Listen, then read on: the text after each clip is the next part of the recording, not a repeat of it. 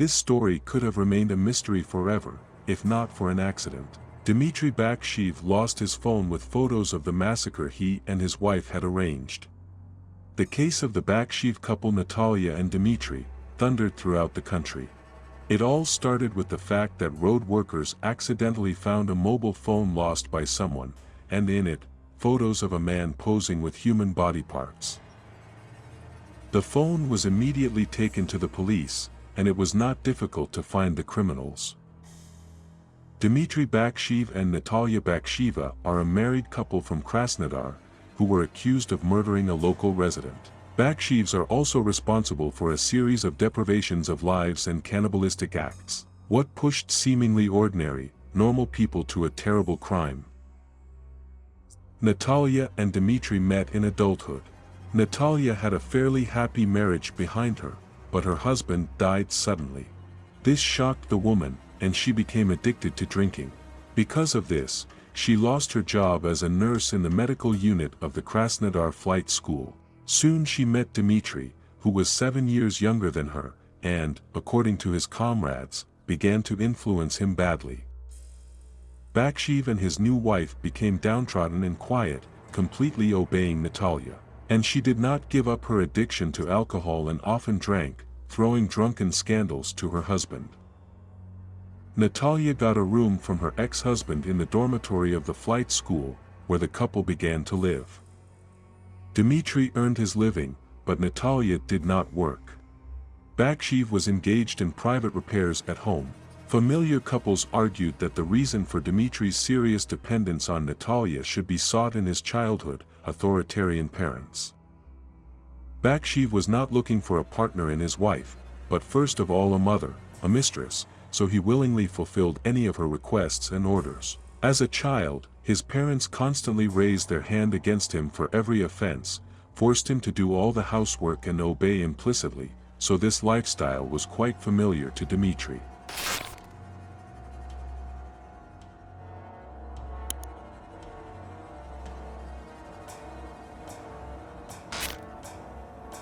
Dmitry and Natalia got married in 2013. Friends and relatives of the couple noted that the woman looked inadequate and aggressive, shouted and hysterical for any reason, often got into physical fights with her spouse. She could yell at him in front of everyone, calling him a fool, and he didn't seem at all embarrassed by such treatment. Also, both spouses had obvious mental abnormalities. Both independently resorted to the help of psychologists, visited a neuropsychiatric dispensary. Natalia often mixed alcohol and some medications, perhaps to enhance the effect of intoxication.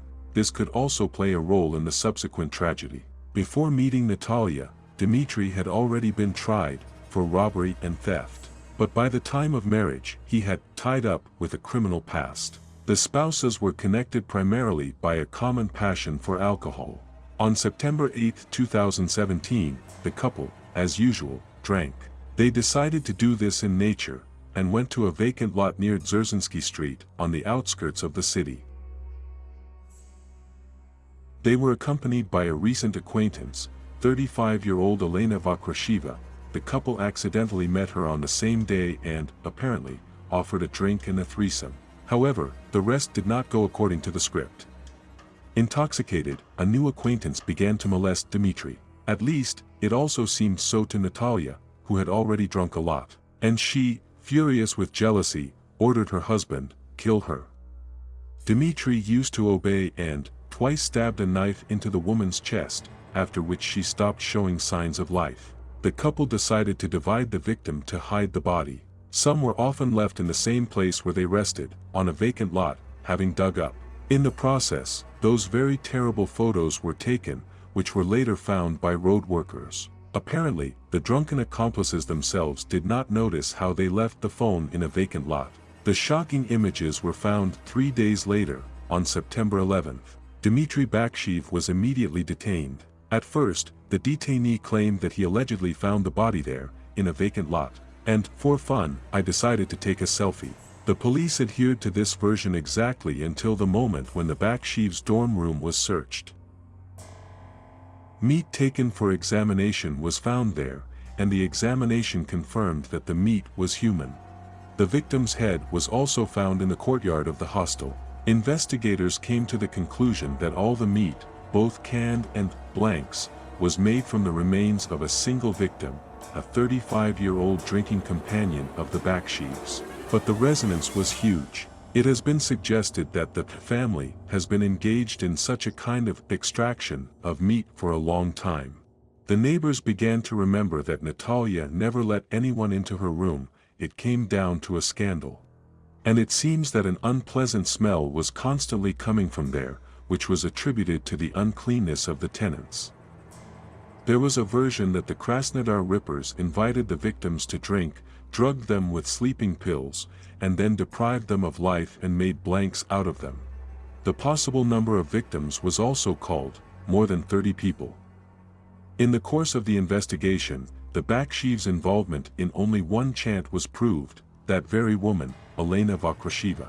A photograph found in the couple's house depicting a woman's head surrounded by tangerines dates back to 1999. It was a corporate party of the narcological dispensary where Natalia worked at one time. The same photos were preserved by other participants of that celebration. This is nothing more than a kind of medical humor. Despite certain mental abnormalities, both Dmitry and Natalia were recognized as sane and aware of their actions. During the trial of Baksheev, his best friend Kuznetsov was interrogated as a witness, says the state prosecutor of the prosecutor's office of the Prikabansky district of Krasnodar, Alona Yurievna. And he explained that even before the trial Baksheev came to his house. It's even written in the protocol. Kuznetsov admitted that he himself was shocked by this visit. He told Baksheev to leave, and after that he never saw him at large again. And Baksheev himself explained at the trial that after treatment he stayed outside for just a couple of days, after which they changed the measure of restraint to arrest him. The same friend told how he once lived with a woman who had a little daughter. And the Baksheevs, who sometimes came to visit them, for some reason caused the girl to panic. After they left, she constantly cried, was afraid to sleep, said she was afraid of ghosts and some ants. She never stayed alone with the Baksheevs and did not explain the reason for her fears. Because of this behavior of the girl, her mother began to speak out against these people coming to visit them again. Baksheev's trial took place calmly. Baksheev behaved adequately, but mostly remained silent and looked drooping. Although once he was overcome by very strong emotions, because of which he even had to take a break. This happened after the speech of the defendant's adoptive father, who, by the way, spoke positively about Dmitry and did not fully believe in his guilt.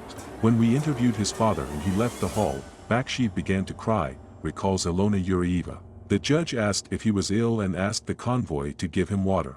And Baksheev started shouting, "Condemn me faster, I'm sick of it all, I'm to blame." After that, we postponed the meeting to calm him down. Then he explained that he was just upset when he saw his father. The Baksheevs were tried on one episode of deprivation of life and mockery of the body. The court found the fact of cannibalism unproven, although I will remind you once again that the couple made canned food from the victim. Dmitry was given 12 years, and Natalia 10, for incitement to a crime. During the investigation, Baksheev was found to have an open form of tuberculosis. He also had diabetes mellitus, and therefore he was transferred to a prison hospital, where he lay in a solitary ward. He was constantly monitored by law enforcement officers in order to avoid conflicts. Natalia insisted on being tried by a jury. She believed that she could influence them by convincing them of her own innocence. She insisted that she was also a victim of circumstances. For example, she talked about the aggressiveness of her husband, about his uncontrollable jealousy. She told about a recent incident. Dmitry was jealous of her for another and in a rage bit through that hand. The investigators who worked with Natalia noted that at the trial she seemed to be transformed. She liked to be the center of attention. She was convinced of the power of her own influence. The actress woke up in her. Nevertheless, Natalia's arguments did not impress the jury. The verdict was guilty, and now Baksheeva is serving her sentence in one of the general regime colonies in the Krasnodar territory. On February 16, 2020, Dmitry Baksheev died in a prison hospital in Rostov-on-Don after a long illness. He had type 1 diabetes. Were the Baksheevs cannibals? The investigation and the court found that no. It is confirmed that the remains found in the refrigerator belonged to the same woman, the only proven victim, Elena Baksheeva. The fact of cannibalism has not been proven.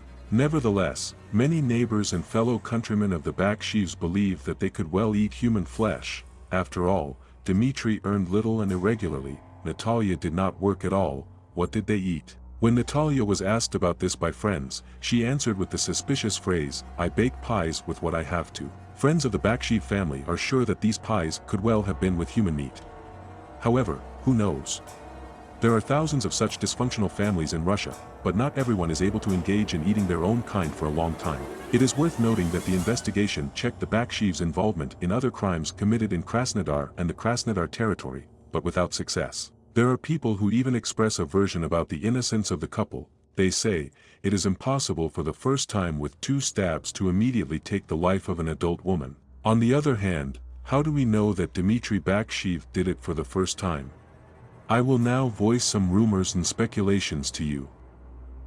According to preliminary data, Natalia allegedly supplied canned human meat to the school where she worked. Later it was suggested that the Baksheevs distributed such canned food at catering establishments in Krasnodar. Also, a rumor was published in the media that Dmitry Baksheev allegedly confessed to the massacre committed in 2012, and Natalia, to 30 deprived of life.